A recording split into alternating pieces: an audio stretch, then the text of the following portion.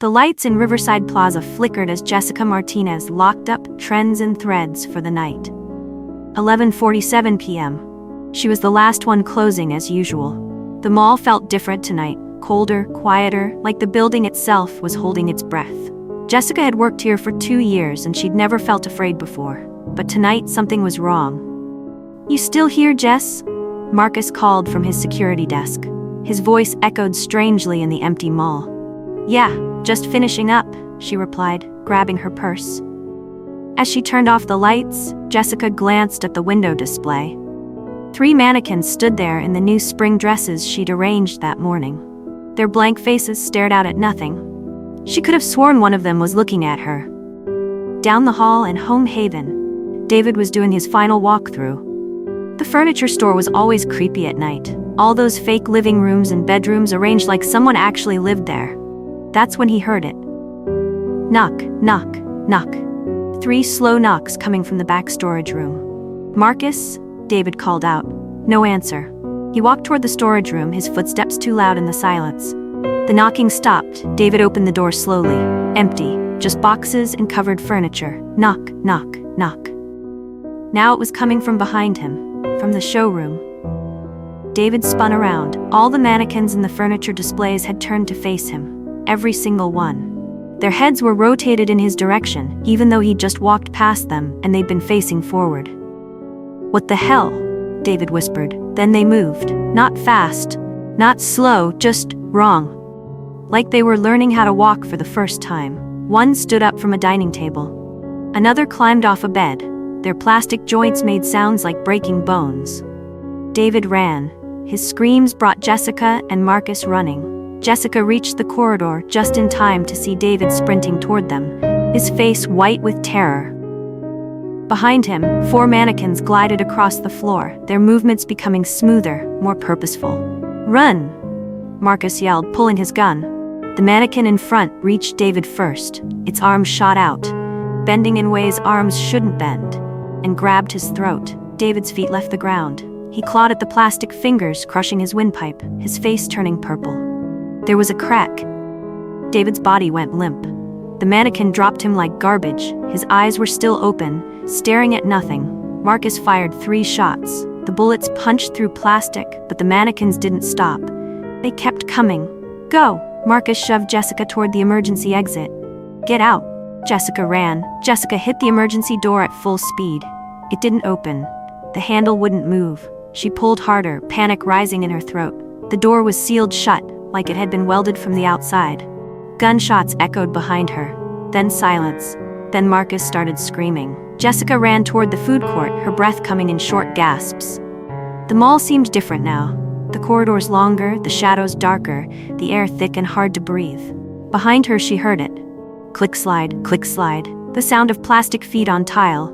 The food court smelled like rot, like something had died and been left to decay. Jessica ducked behind the counter of Burger Shack, pressing herself against the wall. Click slide. 3 mannequins entered the food court. In the dim emergency lighting, Jessica could see them clearly now. Their faces weren't blank anymore. They had expressions, twisted, hungry smiles carved into the plastic. And their eyes were dark holes that seemed to go on forever. She waited until they passed, then ran for the kitchen of Bamboo Palace. The back door was open. Night air rushed in, cold and clean. Freedom. Jessica ran for it. A woman stood in the doorway. She wore a white dress, stained and torn. Her long black hair hung over her face. She was barefoot, her feet gray and wrong-looking. "Please," Jessica gasped. "Help me. There's something." The woman's head lifted. Her face was pale, almost glowing in the moonlight. Her eyes were completely black. When she smiled, her mouth opened too wide. "No one leaves," the woman whispered, her voice like wind through a graveyard. Jessica slammed the door and ran back into the mall. Behind her, the woman's laughter followed, high and cruel and ancient. "Knock! Knock!" The sound was everywhere now, in the walls, in the floor, in the air itself. Jessica found Marcus at the security desk. He was standing perfectly still, his back to her. "Marcus," her voice shook. "Marcus, we need to." He turned around. Marcus's skin had a waxy shine to it, like plastic. His eyes were glassy and dead. When he spoke, his mouth didn't quite match the words. "She wants you to stay," Marcus said. "The lady, she's been alone so long, she needs us." "No," Jessica backed away. "No, this isn't real." "It's real," Marcus said, tilting his head at an unnatural angle. "It's been real for a long time, we just didn't know." More mannequins emerged from the stores. 5, 10, all moving toward her with that same horrible smoothness. Jessica ran for the only place left, the stairs to the abandoned second floor. The second floor had never been finished. Just empty spaces where stores were supposed to go, exposed concrete, darkness. Jessica's footsteps echoed as she climbed. Behind her, she could hear them following. The mannequins, Marcus, all of them. Knock, knock, knock. The second floor was worse than downstairs. In the darkness, Jessica could see more mannequins, old ones. Dozens of them standing in groups, their plastic yellowed and cracked, positioned like they were frozen mid-movement. "Jessica." The voice came from everywhere. The lady in white appeared from the shadows, seeming to form out of the darkness itself. Up close, she was beautiful and terrible. Perfect skin, perfect features, but her eyes were endless black holes and her smile was full of too many teeth. "Please," Jessica begged. "I don't want to die." "Die?"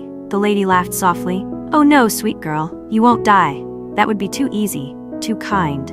She glided closer, her feet not quite touching the ground. "You'll stay with me, all of you, forever young, forever perfect, never leaving, never forgetting." Jessica ran toward the electrical boxes she'd seen during safety training. If she could cut the power, maybe? The lady appeared in front of her, moving impossibly fast. "There's no escape," she whispered. There never was. Cold fingers touched Jessica's face. The cold went deeper than skin, deeper than bone. It was the cold of the grave, of loneliness, of eternity. Jessica's legs gave out. She collapsed to the concrete, her body going numb. She tried to move, tried to scream, but nothing worked anymore. The mannequins surrounded her, their hands reached down, touching her arms, her legs, her face. Everywhere they touched, Jessica's skin began to change, hardening, smoothing, turning the color of plastic. "No," she tried to say, but her jaw wouldn't move properly. "Shh," the lady cooed. "It'll be over soon. The fear, the pain, all of it. You'll be perfect. You'll be mine." Jessica felt her heartbeat slowing, her blood cooling, her thoughts becoming slower, harder to hold on to. The last thing she saw was the lady's smile, and the last thing she heard was knock, knock, knock. The police found Riverside Plaza empty the next morning. The security footage showed nothing unusual. Marcus on his rounds, David in his store, Jessica closing up. Around midnight, they all appeared to leave through different exits. None of them were ever found. The plaza reopened a month later. If you visit Trends and Threads now, you might notice the mannequin in the center window display. She wears a blue dress and has dark hair. Her face is frozen in an expression that looks almost like she's trying to scream. Her name tag says, Jessica. Late at night, when the mall is closed and empty, employees sometimes hear it, 3 slow knocks coming from inside the walls. Sometimes they see the Jessica mannequin and swear her head is turned, her eyes following them. And sometimes, if you press your ear to the window glass, you can hear something. A sound like breathing, like crying, like someone trapped and aware but unable to move, unable to speak, unable to do anything but exist in frozen silence, forever. In the window of Home Haven, 2 new mannequins stand in a living room display. Their name tags read, Marcus and David. On the abandoned second floor, the lady in white stands in the darkness, smiling. She is patient. She has been patient for so long. The mall never closes, not really. There are always late shifts. Always people working alone after midnight. Always new faces to add to her collection. Knock, knock. Inside the Jessica mannequin, a fragment of consciousness remains. Just enough to know what happened. Just enough to feel the endless, frozen time stretching out forever. Just enough to scream silently into the void where no one can hear. She will stand in this window for years, for decades, for as long as the building stands, unable to move, unable to die. Just existing, and every night she'll hear the knocking. Knock, knock, knock. It never stops, it will never stop.